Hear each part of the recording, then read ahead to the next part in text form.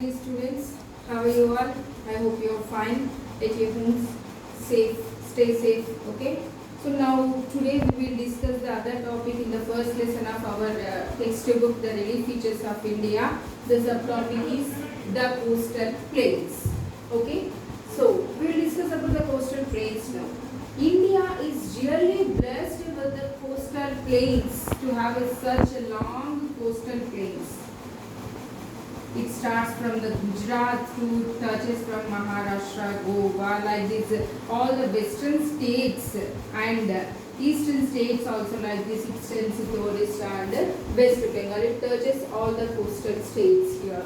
So, if we observe, it starts in the state of Gujarat, Ran of Kutch, and it touches the Maharashtra, Goa here, and Karnataka, Kerala. And it touches the southernmost tip of the India mainland, that is called Kanyakumari. This is called as Western Coastal Plains. Why we call this as Western Coastal Plains? Because this land is in between the Arabian coast. This is the Arabian Sea, and already we have discussed that. Here what we have? Western Ghats we have. So the land in between the Western Ghats and the Arabian coast is plain. So we will call this as Western Coastal Plains. And in the same way, after touching the southern tip of Karnataka, it moves south side and ends at here, like this. And same, it is in the border of Bay of Bengal. So like that, here what we will have? Eastern Ghats we have. So here the land in between the Eastern Ghats and the Bay of Bengal is plain. So we will call this land is called as Eastern Coastal Plains. If we compare both the coastal plains, Western Coastal Plains and the Eastern Coastal Plains, Western Coastal Plains are narrower than Eastern Coastal Plains. Eastern Coastal Plains are little bit wider while comparing to the Western Coastal Plains. Here this will be wider and here this will be little bit narrower. Okay. So here if you observe it, usually the coastal areas fishing will be the main occupation who lives in the coastal areas. Maybe some people will go into the seas and they will fish and they will come back, and so most of the people will work for trading on the fishes like that also. So most of the people will depend on fishing side. So and also because of these coastal areas, many seaports have also been developed in these coastal areas. So because of them, because of that seaports, so many lighthouses has also been established to warn the boats and the seaports. The seas who come for transportation for imports and exports, most of the lighthouses has also been established here.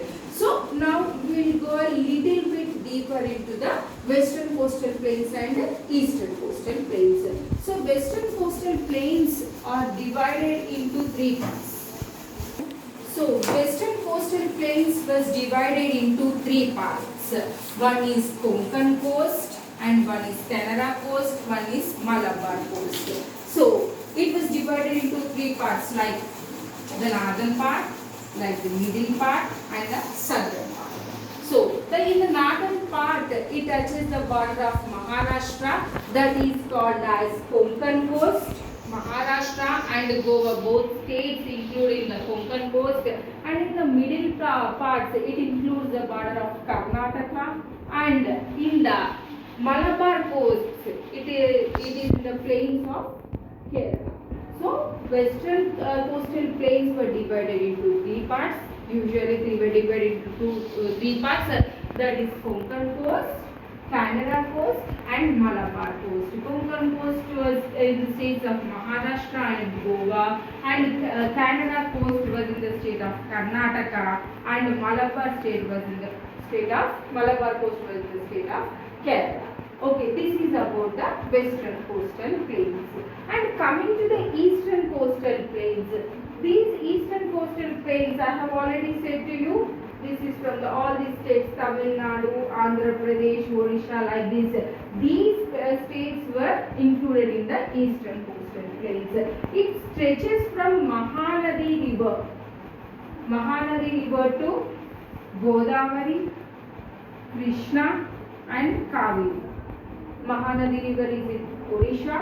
Godavari, Krishna rivers will be mostly flow in Andhra Pradesh, and here Kaveri Nadi flows in Tamil Nadu. So usually these rivers make this place so fertile, and it will be rich for cultivation and for fertile lands. So from here Odisha to Andhra Pradesh, Tamil Nadu, like this, and this also here at south, the southernmost tip of Kanyakumari.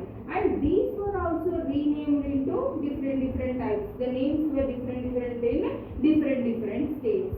Like see here, Utkal Coast in Odisha. The eastern coastal plains will be called as Utkal Coast in Odisha, and Sarkar Coast in Andhra Pradesh, and Coromandel Coast in Tamil Nadu.